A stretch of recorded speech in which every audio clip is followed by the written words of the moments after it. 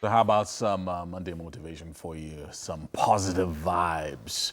Now we've got life coach, emotional intelligence expert, public speaker, soft skill trainer, and author Tosin Imhogiemhe, who has a message to share with us during this sensitive period. Let's take a look at this. Hi guys, my name is Tosin Imhogiemhe. I'm a life coach, an emotional intelligence expert, and an author. And I'd like to talk about the global crisis we've been having, which is COVID-19, which is ravaging the world. And I'd like to highlight a few points to help us manage ourselves because you see, it's not the load you carry that wears you down, it's how you carry it. So, the first thing I'd like us to take note is the fact that pain is inevitable, but suffering is optional.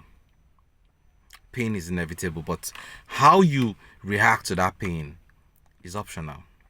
Since the beginning of the world, we've always had global crisis. A few years ago, we had Ebola. Recently, there was an explosion. The economy is bad. Things are not going the way they ought to. These are painful situations. But how you respond is completely optional. So the first step is to review your situation.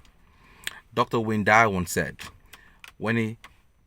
when you change the way you look at things, the things that you look at, they tend to change. If someone dies, for example, there's no direct effect on your health. There isn't. It's just your emotional response, how you react to it emotionally.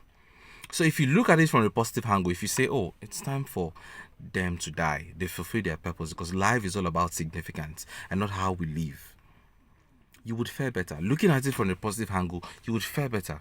But if you look at it from the negative angle, you feel bad, it's not their time to die, oh, it's not right, it's not fair, you become all messed up. You would begin to suffer from that circumstance. So always change the way you look at things. As regards COVID-19, let's see it positively. Let's see it as a testing of our faith. Let's see it as coming to bring out the best out of us. Because you see, seeds of greatness are always inherent in us. But sometimes it takes a crisis to make it grow. And finally, let's see it as coming to inspire innovation in our nation. Recently, I heard the Minister of Education talk about the fact that they are going to be taking teachers on radio to educate students, from the media, which is an innovation. You see, schooling is not going to interfere with education. You can be educated at home. You can do your business from home. So this is a time for you to become innovative. This is a time for you to begin to think about new ways of doing things. Charles Darwin once said, it's not the strongest of species that, survive. It's the ones that are most adaptable to change. We need to adapt to change because change is constant. Change will always come. And that's what COVID-19 is about to, bring about.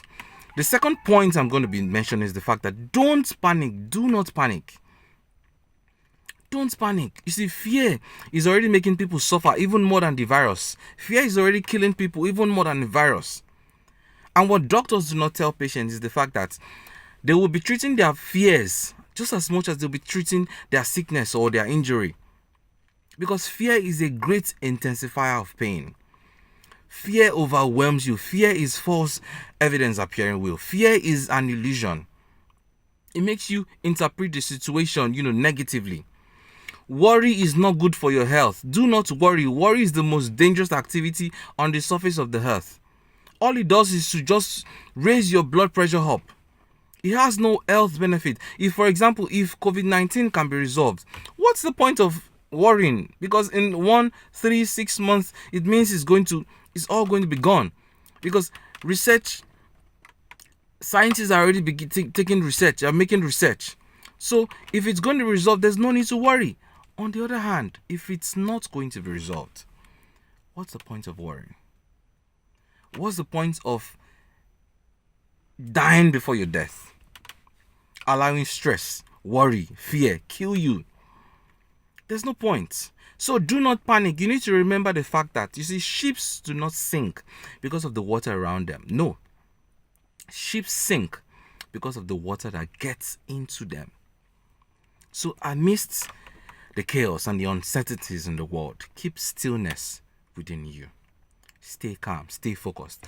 The third point I'll be mentioning is the fact that you need to mind your own business.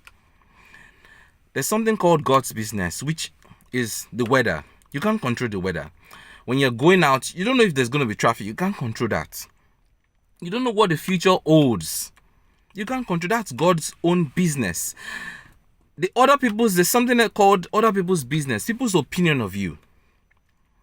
People's reaction of you. You can't control that. If, for example, your spouse is going to cheat on you, you can't control that. But you can control yourself, which is your own business. You can control your decisions. You can control your emotions, your perception. You can control it. So if there's anything you need to worry about you taking the right measures, you taking the preventive measures, you washing your hands regularly, you observing the social distancing. Those are the things you need to be worried about. The final point is gratitude. Embrace an attitude of gratitude. You see, cancer patients are treated using 2 steps: chemotherapy and 4 hours of comedy television. Why do they do this? Because they understand the fact that, you see, when patients are positive, it quickens their healing process. The body produces endorphins when you're happy, when you're positive, and enables you heal faster.